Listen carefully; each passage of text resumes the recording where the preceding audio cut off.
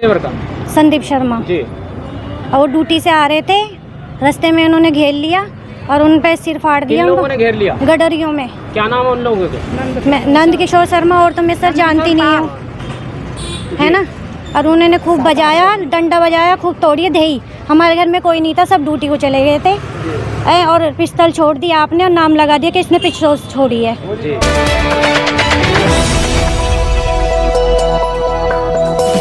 राजनीति से काम तक,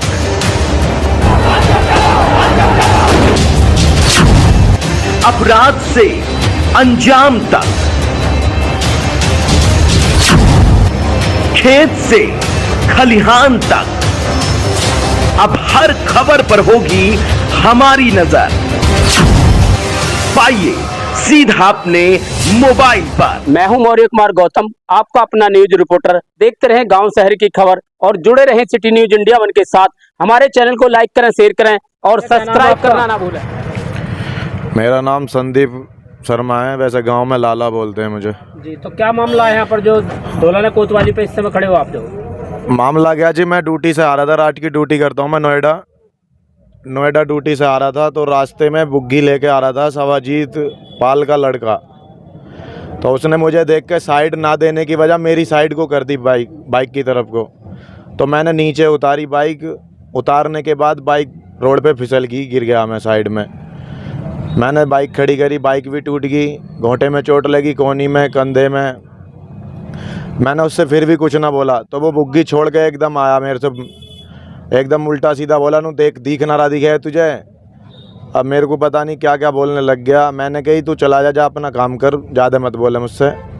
फिर नू 2 मिनट रुक जा, मैं अभी रुक जा, चाचा को बुला रहा हूँ। चाचा आए, चाचा को आके, जबकि मेरी भी सुननी थी उन्हें, पर उन्होंने मुझसे भी उल्टा बोला आके, नू तू लौंडा से उल्टा बोला। उन्होंने ये नहीं देखा कि इसके चोट लग रही है, बाइक गिर गई, कुछ हुआ या ना हुआ, ये कोई नहीं, मतलब उल्टा मुझे नू तेने लौंडा से उल्टा क्यों बोला, ये बोला। तो मैं वहाँ से आगे को चल दिया। आगे आके उनके अपने घर पे सारे लौंडान ने मिल के, नंद किशोर ने बाहर निकल के मुझ पर पिस्टल की गोली चलाई। गोली चलाने के बाद मैं डर गया, एकदम घबरा गया। मैं मम्मी को बुला के लेके आया, तो मम्मी के सामने भी उन्होंने मुझे, सारों ने पेला मुझे अकेला देख के। मम्मी के सामने पेलने के बाद मैंने भी कोशिश करी, पर मेरे पे कुछ नहीं हुआ। उन्होंने सारों ने मिलकर अपने घर के आगे, अपने घर पे बुलाया मुझे, पहले फिर वहाँ पे पेला मुझे बहुत तगड़ा, लोहे से वार करा उसके लड़के ने। एक पे रोड थी, एक पे जो गोबर उठाते हैं खुप्पा पड़ी थी शायद, और एक पे पता नहीं क्या था, एक पे लाठी थी उसके चाचा पे, सवाजीत पे। और नंद किशोर पाल, जो नंदू बोलते हैं गाँव में, उसने मुझे बहुत बुरा हमला करा। बस अब मुझे तो पता ना उसके बाद मैं कहाँ पड़ा हूँ। मेरे पे इतना मतलब सिर में डंडे, लाठी, पता नहीं क्या क्या लगा मुझे। शिकायत करी आपने? पुलिस को मैंने 112 नंबर पे कॉल करी। मैंने भी ना करी, मेरे साथ के ने किसी ने करी थी, क्योंकि मैं तो बेहोशी हालत में था, मुझे तो कोई पता नहीं था। एम्बुलेंस भी बुलाई उसके बाद में, फिर यहाँ मुझे तो पता नहीं है, 2 घंटे में मुझे अब थोड़ा सा होश आया है। तो अब आप क्या चाहते हो? मैं न्याय चाहता हूँ जी। मेरे साथ जैसे इन्होंने कई बार औरों के साथ भी गांव में दबंगगिरी की दिखाई है जी, मेरे पीछे कई दिन से लग रहे बिना बात की। मेरा इनसे कोई मैटर नहीं था, ना मेरे परिवार का इनसे कोई मैटर। बाकी इनकी पता नहीं क्या गलत फहमी ना मुझे, मतलब गाँव में हर किसी पे दबंगगिरी दिखाते हैं। ये कहाँ का मामला है? करणपुर गाँव का मामला है जी। अपने घर के आगे दादागिरी दिखाते हैं, जब भी दिखाते हैं। लड़कों का कई मामले हो चुके हैं, एक आपस में भी इन्होंने आँख वाँख फोड़ दी थी, एक बहुत सारे मामले इनके साथ है। बस इनके साथ कोई कार्रवाई नहीं करता, अपने आप को पता नहीं क्या क्या करते हैं। बस मेरे तो कानून से यही अपील है, मेरे साथ जो हुआ है उसका मैं इनसे, या तो इन्हें जेल भेजो, जो भी कार्य करना अब कानून करेगा, क्योंकि मैं तो पराजित कर दिया इन्होंने, बहुत मारा है मुझे। तो फैमिली मेरी ऐसी नहीं है कि लड़ाई करे। यार मेरी माँ फिर भी समझाने गई इनके यहाँ पे, मैं भी पहुँचा, मम्मी ने बुलाया तो मेरे पे फिर भी डंडों से पीटा इन्होंने अपने घर में बुला के। घर में बड़े बूढ़े आदमी को ये सोचना चाहिए, फैसला करना चाहिए, बात सुननी चाहिए, दोनों बात क्या हुई या क्या नहीं। इनका कोई मतलब नहीं, सीधे पता नहीं क्या क्या निकाल के ले आए, बस मेरे को टारगेट बना दिया। उसके बाद मेरा फ़ोन भी छीना इन्होंने, मेरा ब्रेसलेट था एक चांदी का, वो भी छीन रखा, पता नहीं दुबका लिया इन्होंने क्या करा। और नंद किशोर ने सीधी मुझ पे फायरिंग करी थी, गोली तो मुझ पे लगी नहीं, बस किसी तरह से बच गया। भगवान का दिया हुआ है कुछ भी है। और भी बहुत सारी वीडियो भी बनाई है मेरे गांव के ही जो है परिजन वहाँ पे सब देख रहे थे। मैं तो बस पड़ा था, मैं तो बच गया, गोली से बच गया। तो फिर लड़कों ने डंडों से मारा मुझे। उसके बाद मेरे को नहीं पता क्या हो रहा है क्या नहीं हो रहा। मेरे को तो सीधा अस्पताल में दिखा, मैं अस्पताल में हूँ। उसके बाद क्या हुआ क्या नहीं अब तुम्हारे सामने हूँ, थोड़ा सा होश आया है तो अब बोल रहा हूँ जो भी बोल रहा हूँ। इन्होंने जो भी करा है बहुत प्लानिंग के साथ करा है इन्होंने। बहुत दिन से मुझे किसी ने बोला भी था ये तेरे पीछे लग रहे हैं। मैंने कहा भाई मैंने क्या बिगाड़ा है इनका, या मेरे परिवार ने कोई इनके साथ गलत बदतमीजी करी हो आज तक तो मेरी गलती है मेरे परिवार के। चलो मैं मानता हूँ कि मेरी गलती है, मेरे परिवार की लड़ाई हुई थी, सोचता भी एक बार मैंने, फिर भी इनके बारे में कभी गलत नहीं सोचा। पर जिस तरह से इन्होंने दबंगिरी दिखाई है ना, ये गलत करा मेरे साथ। बस मैं यही चाहता हूँ कानून से मेरे को सहायता मिले और इनको दंडित करा जाए बस। समझ गए। क्या नाम है जी आपका? पिंकी, कहाँ से हैं आप? करणपुर जट से। धौलाना कोतवाली पे खड़े हो आप लोग, क्या मामला है? सर हमारे देवर के वो ड्यूटी से आ रहे थे, उनके क्या नाम है देवर का?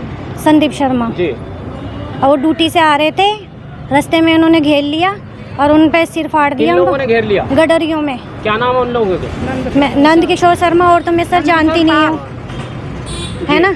और उन्होंने खूब बजाया, डंडा बजाया, खूब तोड़िए दही। हमारे घर में कोई नहीं था, सब ड्यूटी को चले गए थे। और पिस्तौल छोड़ दिया आपने और नाम लगा दिया कि इसने पिस्तौल छोड़ी है। अब पुलिस वाले यूँ कह रहे पहले जांच होगी, इतने कार्रवाई नहीं होगी और हमें चाहिए इंसाफ। तो क्या चाहते हो फिर आप? सारी जिन्होंने बजाया, सब ने जितने ने मारा, सब थाने में होने चाहिए। कब की घटना है ये 9 बजे की, पौने 9 बजे की घटना है सुबह। तो क्या चाहते हो फिर आप? जिन्होंने मारा है उन्हें सब थाने में बंद होने चाहिए।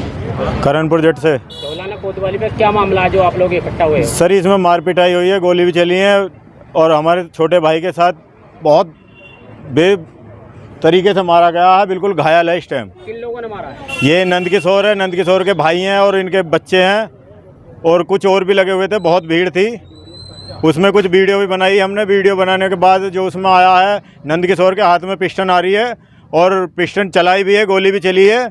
और गोली चलने के बाद यहाँ थाने में आके इन्होंने पिस्टन जमा कर दी है। जमा करने के बाद इनको वीडियो दिखाई है, लेकिन वीडियो वो नहीं दिखाई, वीडियो दूसरी वाली दिखाई है।